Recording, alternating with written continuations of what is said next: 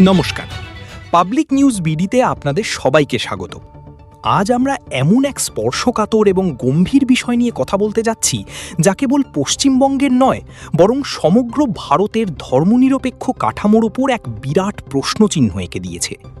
পশ্চিমবঙ্গের ক্ষমতার মসনদে রদবদল কেবল একটি রাজনৈতিক সরকার পরিবর্তন ছিল না, এটি ছিল এক গভীর এবং সুদূরপ্রসারী হিন্দুত্ববাদী নীল নকশার বাস্তবায়ন। আর সেই নকশার প্রথম এবং সবচেয়ে ভয়ঙ্কর অধ্যায়টি রচিত হতে শুরু করেছে নবান্নের মসনদে বসার ঠিক পরপরই। শপথের কালির দাগ শুকানোর আগেই রাজ্যের মুখ্যমন্ত্রী শুভেন্দু অধিকারী এবং তার সরকার বাংলার সংখ্যালঘু মুসলিম সম্প্রদায়ের দিকে তাক করে ছুড়ে দিয়েছে তাদের প্রথম বিষাক্ত তীর। সময়টা এমন এক মুহূর্ত যখন গোটা বিশ্বের মুসলিম সম্প্রদায় তাদের অন্যতম বৃহৎ এবং পবিত্র ধর্মীয় উৎসব ঈদুল আজহা বা কুরবানির ঈদের অপেক্ষায় দিন গুনছে। ঠিক এমন এক স্পর্শকাতর সময়ে ধর্মীয় স্বাধীনতার ওপর এক হিমশীতল খাড়া নামিয়ে এনেছেন নতুন রাজ্য সরকার। বৃহস্পতিবার ১৩ই মে পশ্চিমবঙ্গ সরকারের পক্ষ থেকে যে নির্দেশিকা এবং বিজ্ঞপ্তি জারি করা হয়েছে তা আক্ষরিক অর্থেই রাজ্যে এক ভয়ঙ্কর আতঙ্কের পরিবেশ এবং দমবন্ধ করা স্নায়ুযুদ্ধের জন্ম দিয়েছে। আপনারা কি ভেবে দেখেছেন এই নির্দেশিকার গভীরে কি লুকিয়ে আছে? সরকার অত্যন্ত সুকৌশলে সুপ্রিম কোর্ট এবং কলকাতা হাইকোর্টের পুরনো নির্দেশের দোহাই দিয়ে এবং ১৯৫০ সালের পশ্চিমবঙ্গ পশু হত্যা নিয়ন্ত্রণ আইনের ধুলো পড়া পাতা উল্টে এক ভয়ঙ্কর ফতোয়া জারি করেছে। বিজ্ঞপ্তি অনুযায়ী প্রকাশ্যে যত্রতত্র বা বাড়ির আঙিনায় আর কোনোভাবেই গরু, ষাঁড়, বলদ, বাছুর, পুরুষ বা স্ত্রী মহিষ কিংবা মহিষের বাচ্চা কোরবানি করা যাবে না। কোরবানির কাজটি করতে হবে শুধুমাত্র সরকার অনুমোদিত এবং স্বীকৃত কসাইখানায়। কিন্তু আসল লোমহর্ষক এবং শ্বাসরুদ্ধকর ফাঁদটি লুকিয়ে আছে এর পরবর্তী লাইনগুলোতে। আপনি চাইলেই কসাইখানাতে গিয়ে পশু কোরবানি করতে পারবেন না।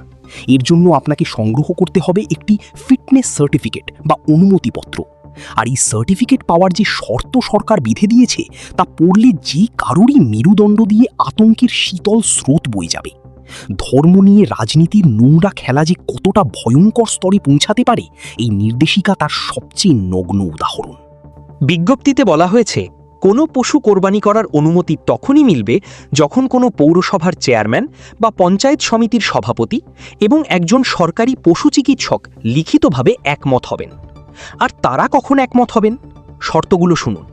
পশুটিকে তখনই কোরবানির উপযুক্ত বলে ঘোষণা করা হবে যখন কাজ ও প্রয়োজনে পশুটির বয়স ১৪ বছরের বেশি হবে, অথবা পশুটি বার্ধক্য, আঘাত, বিকৃতি বা অন্য কোনো দুরারোগ্য ব্যাধির কারণে স্থায়ীভাবে অক্ষম হয়ে পড়বে। একবার ঠান্ডা মাথায় চিন্তা করুন এই নিয়মের পেছনের শয়তানি বুদ্ধিটা। ইসলাম ধর্মে কুরবানির জন্য একটি নিখুঁত, সুস্থ, সবল এবং ত্রুটিমুক্ত পশু বাধ্যতামূলক। কোনো অন্ধ, খোঁড়া, অসুস্থ, বিকলাঙ্গ বা অত্যন্ত বয়স্ক পশু দিয়ে কুরবানি দেওয়া ইসলামী শরীয়তে সম্পূর্ণ অবৈধ। আর ঠিক এই জায়গাতেই শুভেন্দু অধিকারীর সরকার সবচেয়ে বড় এবং ভয়ানক আইনি জাতাকলটি বসিয়েছে। সরকার বলছে সুস্থ এবং সবল পশু কুরবানি করা যাবে না। কুরবানি করতে হলে পশুকে বিকলাঙ্গ, রোগাক্রান্ত বা ১৪ বছরের বেশি বয়সী হতে হবে। এর সোজা এবং পরিষ্কার অর্থ কি জানেন? এর অর্থ হলো পশ্চিমবঙ্গে ঈদুল আজহায় কুরবানি দেওয়াকে পরোক্ষভাবে এবং আইনত সম্পূর্ণ অসম্ভব করে তোলা হয়েছে। সরাসরি কোরবানি নিষিদ্ধ কথাটি ব্যবহার না করে আইনের এমন এক গোলকধাঁধা তৈরি করা হয়েছে যাতে কোনো মুসলিম চাইলেও কোরবানির পশুর জন্য আইনি ফিটনেস সার্টিফিকেট জোগাড় করতে না পারেন। এটি নিছক কোনো প্রশাসনিক নির্দেশ নয়, এটি হলো ধর্মের ওপর সরাসরি হস্তক্ষেপ এবং চরম বাড়াবাড়ি। এই নির্দেশিকা কি সংবিধানের প্রদত্ত ধর্মীয় স্বাধীনতার অধিকারকে লঙ্ঘন করে না? আজ যখন এই নির্দেশিকা নিয়ে প্রশ্ন উঠছে তখন সরকার নীরব কেন?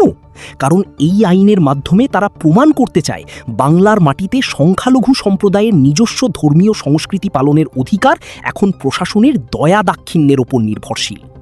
এই ভয়ঙ্কর নিয়ম কেউ যদি ভাঙার সাহস দেখায় তবে তার জন্য কি অপেক্ষা করছে? সরকার অত্যন্ত কড়া এবং হুমকিপূর্ণ ভাষায় সাফ জানিয়ে দিয়েছে যে আইন অমান্যকারীদের বিরুদ্ধে জিরো টলারেন্স নীতি গ্রহণ করা হবে। যদি কোনো ব্যক্তি এই অদ্ভুত এবং অসম্ভব যৌথ প্রশংসাপত্র বা ফিটনেস সার্টিফিকেট ছাড়া পশু কোরবানি করেন, অথবা সরকার নির্ধারিত কসাইখানা ছাড়া অন্য কোনো স্থানে যেমন নিজের বাড়িতে বা মহল্লায় কোরবানির কাজ সম্পন্ন করেন, তবে তার বিরুদ্ধে ১৯৫০ সালের আইন অনুযায়ী কঠোর ব্যবস্থা নেওয়া হবে।